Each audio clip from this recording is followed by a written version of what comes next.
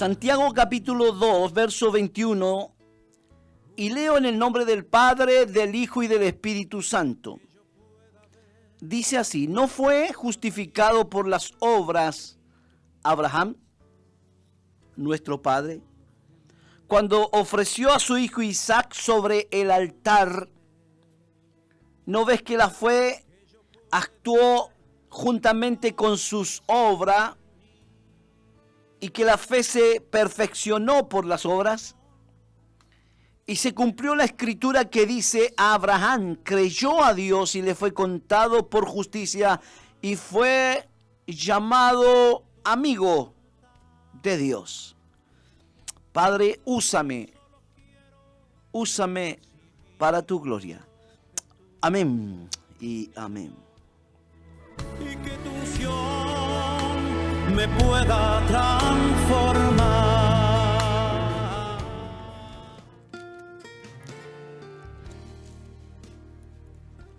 Ayer tuve la oportunidad de predicar de la prueba de las buenas obras, que la fe sin obra está muerta. Como muchas veces hay una división entre lo que se dice y lo que se hace. Y que a Dios no le agrada que digamos una cosa y hagamos otra. Dios quiere hombres de fe, pero una fe completa, una fe con obra. Luego vemos acá en el capítulo 2, verso 21, que dice: no fue justificado, en signo de pregunta, por las obras Abraham nuestro padre cuando ofreció a su hijo Isaac sobre el altar. Hace una pregunta y la respuesta es afirmativa. Claro que fue justificado por las obras. Algunos creen que Santiago se opone al apóstol Pablo y lo contradice. E incluso algunos piensan que es Pablo el que contradice a Santiago, porque piensan que Pablo por un lado dice que lo que justifica es la fe, y por el otro lado Santiago dice que lo que justifica al hombre son las obras. Pero el problema es que acá son contextos diferentes, que de ninguna manera la Biblia se contradice, de ninguna manera Pablo contradice a Santiago, ni Santiago contradice a Pablo. Eso es importante notarlo, que de ninguna manera Pablo está contradiciendo, ¿cierto?, a Santiago, ni Santiago está contradiciendo a Pablo, que son contextos diferentes. Por ejemplo, cuando vemos Romanos capítulo 4, el verso 5, Pablo está hablando allá en el libro de Romanos, capítulo 4, verso 5, está hablando de la justificación por la fe, más al que no obra, sino que cree en aquel que justifica al impío, su fe le es contada por justicia. O sea, lo que él está diciendo es de que el hombre es salvo por la fe en Jesucristo, ¿cierto? Y no por obras que el hombre hubiese hecho, que nadie se salva haciendo obras, y que el hombre es justificado por la fe en Jesucristo. Entonces, Pablo está dando el énfasis que ellos no podían caer en el error de creer que porque eran circuncidados, ellos eran salvos. Porque entonces ya la salvación no sería por fe, sino por una obra, la de la circuncisión. Y en ese contexto, Pablo está diciendo que la fe es la que salva y no las obras. O sea, ya sea circuncidarse o cualquier otra obra. Entonces, Santiago no está contradiciendo, sino que al contrario está complementando, porque una vez que creíste y fuiste salvo por la fe, sin haber hecho buenas obras, porque nadie se salvó por las obras. Usted cuando vino a Cristo del mundo, quizás borracho, drogadicto, pecador, alcohólico, mentiroso, mujeriego, o simplemente puritano, pero sin Cristo en el corazón y con un corazón podrido por dentro, usted cuando creyó en Cristo fue salvo inmediatamente porque creyó en el sacrificio de Cristo en la cruz del Calvario y ese sacrificio a usted lo salva. El creer en el sacrificio. Usted no hizo ninguna obra que pudiera salvarlo porque no hay obra que pueda salvar al hombre. Quiero que escuchen claro esto. No hay ninguna obra que pueda salvar al hombre. Y al decir hombre digo mujer, ninguna obra buena puede salvar al hombre. Entonces Pablo dice que ningún hombre se salva por las obras. Pero una vez que tú creíste y fuiste salvo, tú eres salvo y las evidencias de que tú eres salvo son las buenas obras. Vuelvo a repetir, las evidencias de que tú eres salvo son tus buenas obras. Por eso que Jesús le dice a sus apóstoles, guardaos de los falsos maestros, los lobos rapaces, que vienen disfrazados de oveja, pero por dentro son lobos rapaces. Fíjese la palabra por dentro. Nadie puede conocer lo que está dentro. O sea, es una verdadera oveja, pero por dentro es un lobo. Pero por sus frutos, dice, y ahí está la clave, por sus frutos los conoceréis. No espere usted, cierto, que el manzano de peras, o el dicho popular, no se le pueden pedir peras al olmo.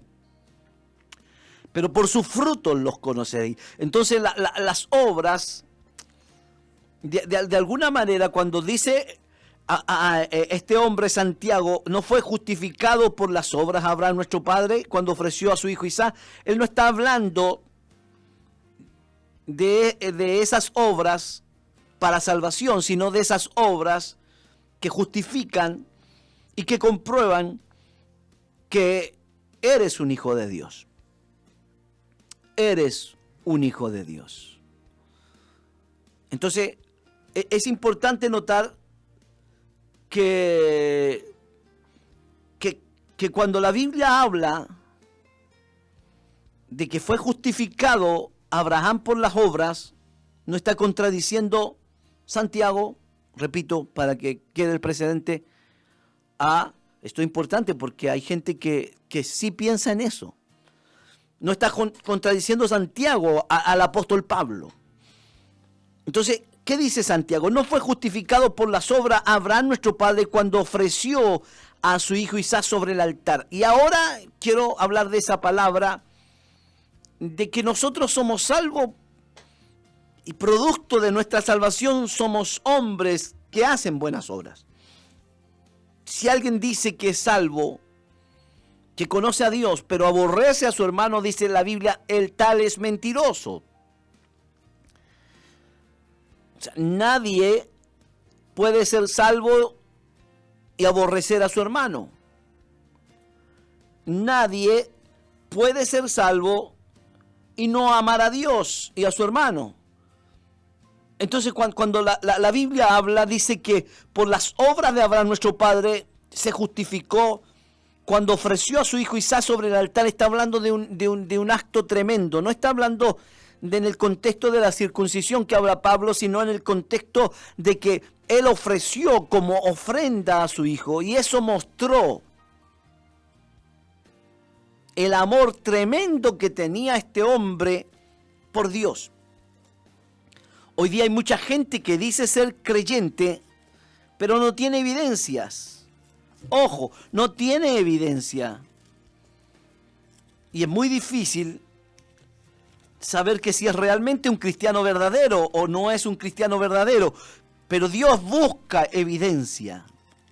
Dios busca evidencias.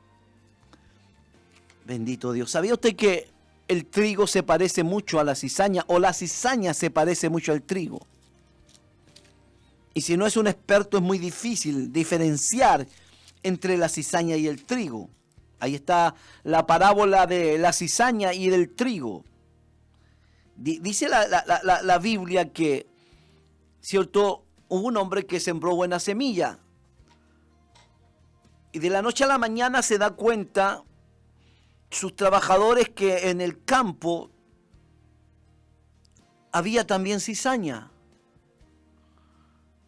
¿Por qué? Porque mientras dormían los hombres, vino un enemigo y sembró cizaña en el campo. Entonces vienen los trabajadores y le dicen a su amo, señor o patrón, ¿no sembraste buena semilla? Y él dice, sí, yo sembré buena semilla. ¿Por qué entonces hay cizaña? Permítenos que arranquemos la cizaña. Y entonces este hombre le dice, no, deja que crezcan juntamente la cizaña con el trigo, y cuando llegue el tiempo de la siega, de la cosecha final, los ángeles van a hacer la diferencia entre el trigo y entre la cizaña. Por eso es que dentro de la congregación y en el mundo entero, porque las cizañas son los hijos del malo, están metidos en el mundo, pero también están metidos dentro de la iglesia. Hay gente que va a estar dentro de la iglesia y va a ser fiel a estar en todos los cultos, imagínate, pero es cizaña. Es cizaña, porque no tiene fruto. Porque ¿cuál es la diferencia entre la espiga de trigo que lleva fruto? Y la cizaña se parece mucho, pero está vacía por dentro. Por fuera parece trigo, pero no es trigo. Entonces el Señor dice, deja que crezcan juntamente, pero cuando venga el momento, ahí se cumple lo que dice, uno será tomado y otro será dejado. Aparentemente a los ojos de los hombres son iguales, superficialmente, pero lo que sí marca la diferencia justamente son las obras. Ahora, me trae el Espíritu Santo algo a mi mente, que hay gente que hace buenas obras y no tiene amor. ¿Se pueden hacer buenas obras sin amor? La respuesta es sí. Parece que fuera no, ¿sí? Yo me recuerdo ahí donde nosotros vivimos, yo conocí a unos muchachos que eran homosexuales, muy desordenados. Estudiaron en el colegio que yo estudié. Y cuando ya comenzaron a crecer, ellos empezaron a hacer fiestas a beneficio de algún enfermo. Bingo, ¿cierto? Cobraban entrada y el dinero lo entregaban, ¿cierto?, a esas personas. Aparentemente, gente que tiene amor. Pero ellos con eso ganaban un reconocimiento en la municipalidad, como comunidad. Entonces, aunque hacían buenas obras, no los movía un corazón generoso, sino detrás de eso había un interés, pero no había amor. Y es muy delgada la línea, hermano, porque a veces no se distingue. Siempre me recuerdo esto que me pasó un día. Alguien me dijo, pastor, hay una empresa de pintura, y gloria a Dios por eso, porque Dios los puede usarlo, y quiere regalar pintura y no le gustaría que le regalaran para pintar su iglesia. Y dije, bueno, no está de más, hagamos los trámites. Y cuando fuimos a retirar, la pintura era de excelencia, y era mucha pintura, valía mucho dinero. Nuestra iglesia era más pequeña, más pobre. Y cuando fui a hacer todos los trámites y a retirar la pintura a la empresa, que por ética no la voy a nombrar, muy reconocida, les agradezco. Y dijo, y espero que Dios les bendiga. ¿Sabe la respuesta que me dieron? Me dijeron, ¿Usted cree que le están dando la pintura porque usted le cae bien? ¿Porque ellos lo aman? No, ellos tienen que hacer una donación para que así puedan descontar los impuestos. Yo no tenía idea. Y entendí que se puede dar sin amor. Y ahora entiendo entiendo con mayor claridad lo que dice 1 Corintios 13:3. Y si repartiese todos mis bienes para dar de comer a los pobres, y si entregase mi cuerpo para ser quemado y no tengo amor, de nada me sirve. Y uno dice, pero si una persona entrega sus bienes para dar de comer a los pobres y entrega su cuerpo para ser quemado, quiere decir que tiene amor. Pero acá dice, y no tengo amor, aunque haga todas esas cosas. Porque a veces las motivaciones no son buenas. Y el Dios que conoce las motivaciones sabe quién es quién, como dice un amigo mío en esta bolsa de gatos. Sabe por qué hacemos las cosas. Sabe qué es lo que a mí me motiva. ¿Qué es lo que a mí me motiva? Por eso cuando vemos a Abraham, este es un ejemplo extremo, tremendo. Y dice que la obra de Abraham es la que justificó a Abraham. La obra de Abraham fue la evidencia de que Abraham era un hombre ya que tenía una fe madura. Es cuando Dios le dice a Abraham, toma ahora tu hijo, tu único Isaac, a quien ama, y vete a tierra de Moría y ofrécelo allí en holocausto sobre uno de los montes que yo te diré. Estoy leyendo Génesis 22:2.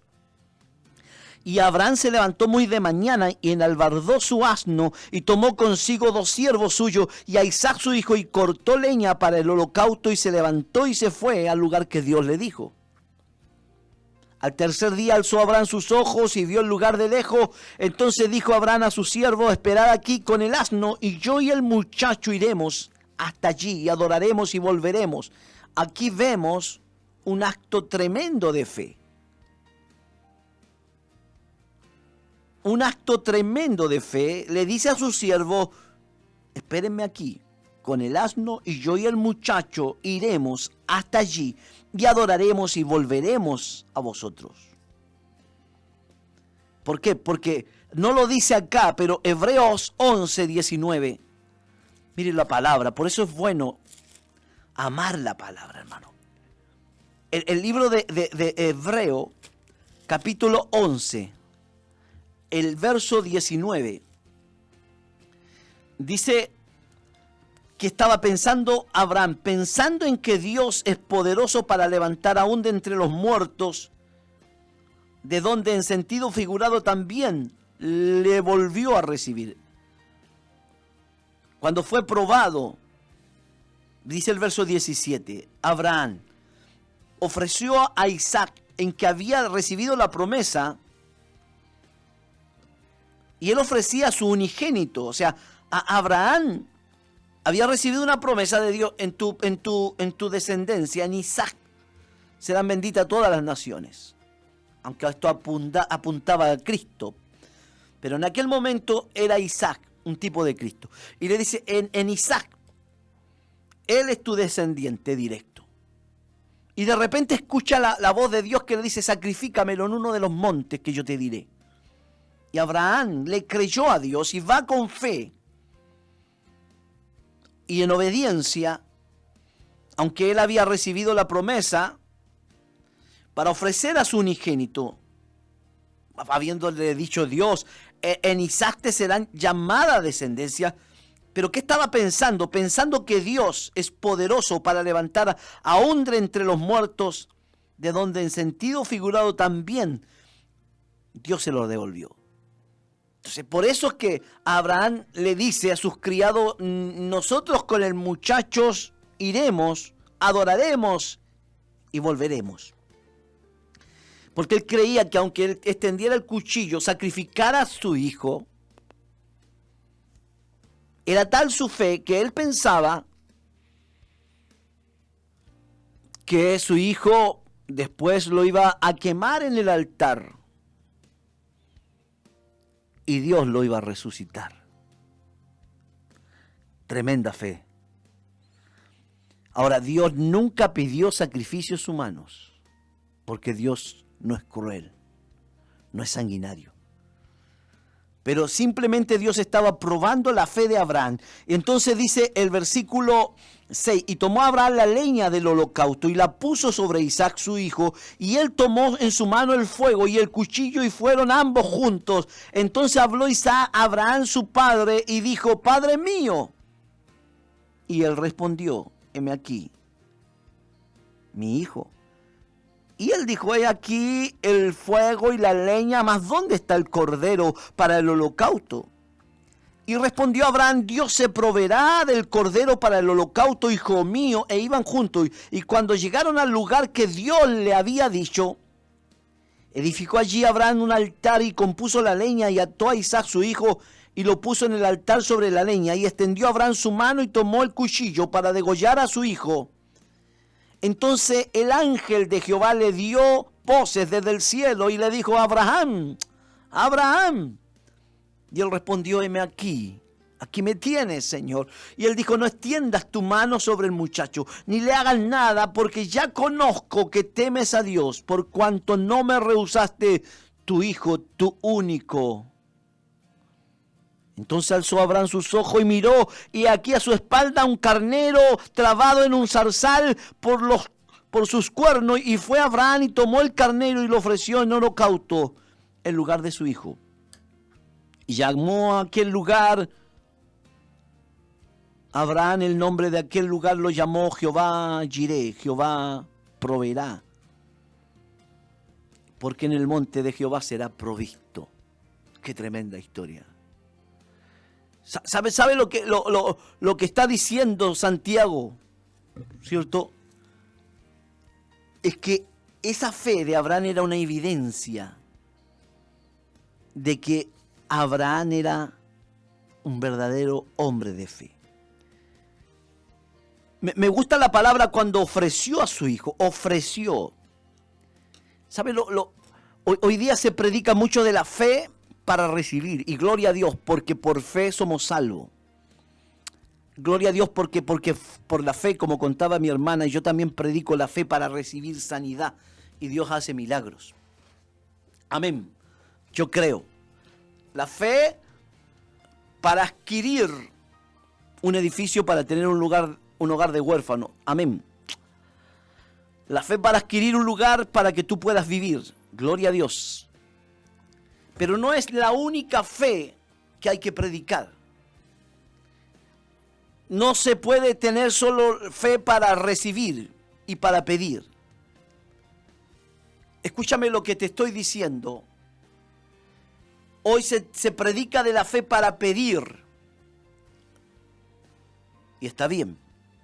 Pero no es la única fe que hay que predicar, porque hay que tener fe para ofrecer. Y es distinto. Entonces, hay mucha gente que por la fe pide. Pero también Dios está buscando gente que por la fe sea capaz de ofrecer lo que ama. Alguien dijo en una oportunidad, y me quedó grabado en mis apuntes aquí en mi conciencia, en mi mente, y dijo, hay que tener más fe para dejar algo que para recibir algo. Hay que tener más fe para dejar algo. Y usted me dirá, pastor, ¿cómo es eso? Explíquemelo. Claro, Abraham tuvo tanta fe que dejó Ur de los caldeos para ir a un lugar desconocido. Hay que tener más fe que para pedir o recibir. Hay que tener más fe para dejar. Moisés dejó Egipto Hay que tener más fe para dejar algo.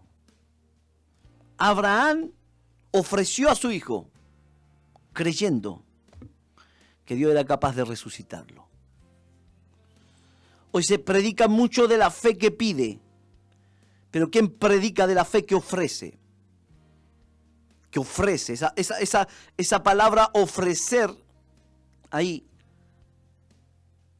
esa palabra ofrecer es una palabra que tiene que ver con una palabra griega que es anenkas. ¿Qué significa anenkas? Ofrecer, ofrenda. Esa es la palabra ofrenda. Y no te voy a predicar de una ofrenda monetaria, aunque también podía incluirla. Pero hay que tener más fe para ofrecer que para pedir.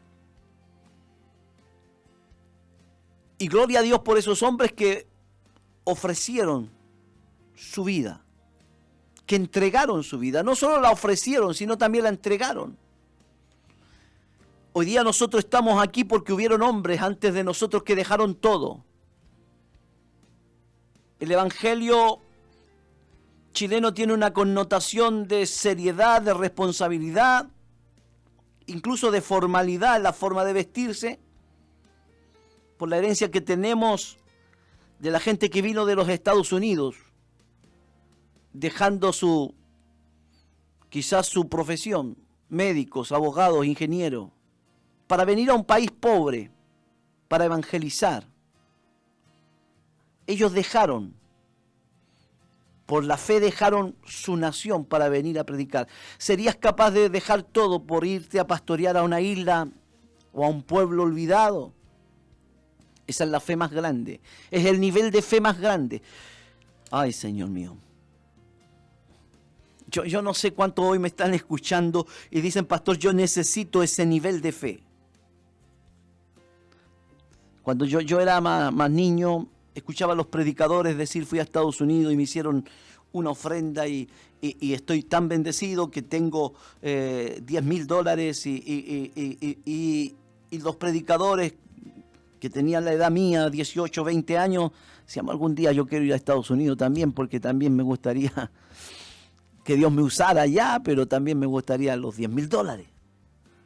Pero cuando fui creciendo, fui madurando, fui conociendo, mi fe fue creciendo, me di cuenta que había gente que tenía más fe. Y era la fe para entregarse, para dejar y para entregar su vida, para negarse. La fe para decir, yo podría ser un hombre muy exitoso en este mundo, pero prefiero a Cristo más que todos los tesoros de este mundo. Es la fe para ofrecer, la que te justifica, es la evidencia. Cuando tú me dices que Dios te sacó del alcohol y de la droga, bendito Dios por su amor. Pero cuando hay un hombre que dice, yo era gerente en el Banco del Estado y Dios me llamó a ser pastor y me dedico al 100%, hay una mayor gloria en eso. Que Dios nos ayude a tener una fe para ofrecer más que para pedir. Moisés, tengo que terminar. Aleluya. Mañana sigo con la segunda parte. Escríbame un comentario. Aleluya. Padre, quiero bendecir a todos aquellos que hoy han escuchado la palabra. Ayúdanos a tener fe para ofrecer más que para pedir, para entregar más que para recibir. Porque un día, Señor, todos aquellos recibirán la bendición del Señor. Ahora, iglesia, recibe la bendición de Dios en el nombre de Jesús. Amén y amén. Bueno, tengo que despedirme, me voy a quedar en el teléfono